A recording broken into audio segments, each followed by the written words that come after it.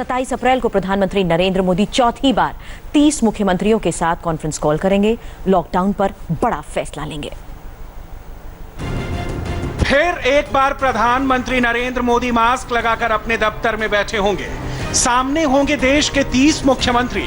प्रधानमंत्री और मुख्यमंत्री आमने सामने नहीं बल्कि चौथी बार वीडियो कॉन्फ्रेंसिंग के जरिए बात करेंगे। मुद्दा एक है, 3 मई लॉकडाउन से आजादी मिलेगी या तीसरा लॉकडाउन करना होगा। 3 मई के बाद सरकार क्या करेगी, ये देश के 31 लोग अब तय करेंगे। पिछली बार 4 घंटे प्रधानमंत्री और मुख्यमंत्रियों के बीच मीटिंग चली थी। इस बार 5 से 6 घंटे चल सकती है। मोदी से नाराज दीदी अपने बंगाल का रिपोर्ट कार्ड बताएंगी। केजरीवाल दिल्ली में कोरोना का ग्राफ समझाएंगे। उद्धव ठाकरे महाराष्ट्र में लॉकडाउन एक्सटेंशन पर बोलेंगे तो योगी उत्तर प्रदेश का हाल बताएंगे। 27 अप्रैल को देश के सामने सबसे बड़ा फैसला आएगा। 3 मई के बाद लॉकडाउन से आजादी मिलेगी या नहीं। इस वक्त मध्य प्रदेश की जनता और देश की जनता एक सबसे बड़ा सवाल उनके मन में यह है कि क्या 3 मई के बाद लॉकडाउन खुल जाएगा। प्रधानमंत्री आप लोगों के साथ, मुख्यमंत्रियों के साथ जल्दी एक और फिर बैठक करने जा रहे हैं, वार्ता करने के लिए जा रहे हैं। क्या कहना चाहेंगे इस बारे में आप देश से? देखिए, जहां तक मध्य प्रदेश का सवाल है, हमारा आधा मध्य प्रदेश कोरोना के संक्रमण से मुक्त है। हमारे कई जिले ऐसे हैं, जैसे शिवपुरी था, हमने मुक्त कर दिया, वहां कोई कोरोना का पेशेंट नहीं है। मुरैना, छिंदवाड़ा, ग्वालियर, विदिशा, यहाँ कई दिनों से कोई पॉजिटिव केस नहीं आया। तो जो आधा मध्य प्रदेश तो पूरी तरह से संक्रमण से मुक्त है, और कुछ जिले ऐसे जहाँ 1-1, 2-2, 4-4 पॉजिटिव पेशेंट्स हैं, उनको भी हमने पूरी तरह से कंट्रोल कर लिया है और नए पॉजिटिव प्रकरण अब नहीं आ रहे हैं। और लेकिन इंदौर, भोपाल में हमारे जमाती आ गए, उनके कारण यहाँ कोरोना फैला। 57 विदेशी जमाती मिले, उनमें से कई पॉजिटिव पाए गए। अब इंदौर, भोपाल, उज्जैन, खरगोन, ये जिले ऐसे हैं कि जहाँ मुझे नहीं लगता कि 3 तारीख को हम लॉकडाउन समाप्त कर पाएंगे। देखिए, हमारी पहली जिम्मेदारी, प्रधानमंत्री जिनका जान भी है जहान भी है, पहले उन्होंने कहा था जान है तो जहान है। हमको दोनों चीज देखनी है, जान भी देखनी है, जहान भी देखना है। इसलिए जहां कोरोना का संक्रमण नहीं है वहां हम कई तरह की आर्थिक गतिविधियां शुरू कर रहे हैं। आज ही मैंने समीक्षा की, लोगों को रोजगार देने के लिए वैसे इलाकों में मनरेगा का काम शुरू कर दिया हमने, निर्माण के काम हमने प्रारंभ कर दिए। गेहूं की खरीदी केवल एक इंदौर को छोड़ के बाकी जिलों में हमने ग्रामीण क्षेत्रों में प्रारंभ कर दी। हमने एक नहीं कई तरह की आर्थिक गतिविधियां चलाई है ताकि लोगों की रोजी और रोटी चले। तो जहां आर्थिक गतिविधियां चल सकती वहां हमने 21 तारीख से 20 तारीख से शुरू कर दी। लेकिन ये जो जिले हैं हमारे जहां पॉजिटिव पेशेंट्स की संख्या अभी भी मिल रही है जी, वहां लॉकडाउन समाप्त नहीं होगा। 3 मई तक जो लोग गड़बड़ी कर रहे हैं उनके लिए प्रधानमंत्री ने एक बड़ा और कड़ा फैसला कर लिया है। 1.25 करोड़ फ्रंट वर्कर की सुरक्षा पर प्रधानमंत्री नरेंद्र मोदी कोई समझौता नहीं करने वाले हैं। तस्वीर देख ली आपने, लॉकडाउन में अलग अलग शहरों में कोरोना के दुश्मनों ने हेल्थ टीम पर हमला किया। कहीं डॉक्टर, कहीं नर्स, कहीं कोरोना वॉरियर्स को लाठी से जख्मी कर दिया गया। अब बहुत गौर से सुन लीजिए, किसी शहर में, किसी गांव में, किसी हॉस्पिटल में, किसी इलाके में हेल्थ टीम पर पत्थरबाजी का दुस्साहस हुआ, थूकने वाली बेहूदगी को दोहराया या कोरोना वॉरियर से बदसलूकी की तो समझ लीजिए कि डायरेक्ट जेल होगी और बेल के खेल का कोई चांस नहीं होगा। हेल्थ टीम से बदसलूकी करने वालों को 3 महीने से 5 साल की कैद कंफर्म है। हेल्थ टीम को जख्मी करने वालों को 6 महीने से 7 साल तक की सजा पक्की है।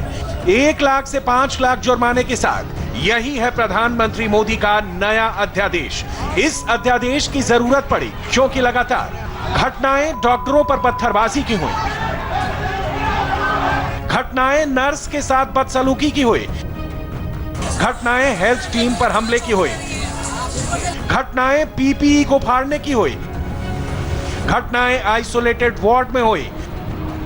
कैमरे में कैद पत्थरबाजी की पूरी कहानी इंदौर की जाबाज डॉक्टरों ने सुनाई। इंडिया टीवी के कैमरे पर दिल्ली के एलएनजेपी हॉस्पिटल की नर्स ने गवाही दी, कैसे जमातियों ने इलाज करने वाली सिस्टर के साथ बदसलूकी की, हमला किया। मुरादाबाद के जख्मी डॉक्टर ने हमले की रोंगटे खड़ी कर देने वाली आप बीती सुनाई। जान बचाने गए कोरोना योद्धाओं ने कैमरे पर बताया कि कैसे जान बचाकर भागना पड़ा। तस्वीरें गवाह हैं कि डॉक्टर से लेकर आशा वर्कर तक सब लॉकडाउन के दुश्मनों के निशाने पर थे। लेकिन अब मोदी सरकार का नया अध्यादेश ऐसे दुश्मनों का पक्का इलाज है। यह इलाज कैसे होगा? इसका आदेश अमित शाह ने सभी राज्यों और केंद्र शासित प्रदेशों को दे दिया। कोई कंफ्यूजन ना हो, लिहाजा अमित शाह और हेल्थ मिनिस्टर ने इंडियन मेडिकल एसोसिएशन के डॉक्टरों के साथ वीडियो कॉन्फ्रेंसिंग के जरिए मीटिंग की। यह गारंटी दी कि हेल्थ टीम पर अब हमला करने वालों की खैर नहीं। ऐसा क्यों? इसे समझने के लिए आपको मोदी के अध्यादेश पर हुए नए आदेश के 6 पॉइंट समझने होंगे। आदेश का पॉइंट नंबर 1, कोरोना के खिलाफ युद्ध में फ्रंट लाइन पर हेल्थ टीम के योद्धा हैं। हिंसा की एक भी घटना से संपूर्ण हेल्थ टीम में भय की भावना। आदेश का पॉइंट नंबर 2, डॉक्टर और मेडिकल टीम पर सुप्रीम कोर्ट का अहम निर्देश है। हॉस्पिटल में डॉक्टर और मेडिकल टीम को मिले पुलिस सुरक्षा। पुलिस सुरक्षा में हेल्थ टीम किसी इलाके में स्क्रीनिंग करेगी। आदेश का पॉइंट नंबर 3, हेल्थ टीम और फ्रंट लाइन वर्कर की सुरक्षा राज्य सरकार करें। डॉक्टर और मेडिकल टीम के खिलाफ हिंसा नहीं होनी चाहिए। आईएमए से कंसल्ट करने के बाद राज्य सरकारें मापदंड तय करें। आदेश का पॉइंट नंबर 4, आपदा प्रबंधन एक्ट के सेक्शन 51 में कड़ी सजा का प्रावधान। कानून के हिसाब से हिंसा करने वालों से कड़ाई से निपटना है। आदेश का पॉइंट नंबर 5, हेल्थ टीम और उनके परिवार का अंतिम संस्कार सुनिश्चित करें। अंतिम संस्कार में बाधा खड़ी करने वालों के खिलाफ एक्शन लें। आदेश का पॉइंट नंबर 6, देश के हर जिले में 24/7 एक नोडल अफसर की नियुक्ति हो। नोडल अफसर हेल्थ टीम की सिक्योरिटी की देखरेख करेगा। ये वही आदेश हैं जो अब देश के हर हिस्से में डॉक्टर और मेडिकल टीम की सिक्योरिटी की गारंटी है। आपको याद होगा कि प्रधानमंत्री मोदी ने इससे पहले हाथ जोड़कर लोगों को समझाया था कि डॉक्टर भगवान का रूप है। ये वही कोरोना के योद्धा हैं जो अपनी जान जोखिम में डालकर दूसरों की जान बचा रहे हैं। कुछ स्थानों से ऐसी घटनाओं की जानकारी भी मिली है जिसमें हृदय को गहरी चोट पहुंचती है, बहुत दर्द होता है, पीड़ा होती है। मेरी सभी नागरिकों से अपील है कि अगर ऐसी कोई गतिविधि कहीं दिखाई दे रही है, इस सेवा में रत, इस महामारी से हम लोगों को बचाने के लिए जो काम में लगे हैं, डॉक्टर हैं, नर्स हैं, मेडिकल के लोग हैं, सफाई के लोग हैं, अगर उनके साथ बुरा बर्ताव होता है तो आप भी अगर वहां उस इलाके के लोगों को जानते हैं, उनको चेतावनी दीजिए, उनको समझाइए ये गलत कर रहे हैं, ऐसा नहीं कर सकते हैं। और जो भी सेवा कर रहे हैं उनकी हमने मदद करनी चाहिए और बताना चाहिए कि ऐसा नहीं होना चाहिए। और मैं आपको बता दूं, जब मुझे कल सब डॉक्टरों से बात कर रहा था, मुझे पता चला घटनाएं भले छुटपुट कहीं कहीं होगी, लेकिन मेरे लिए गंभीर है।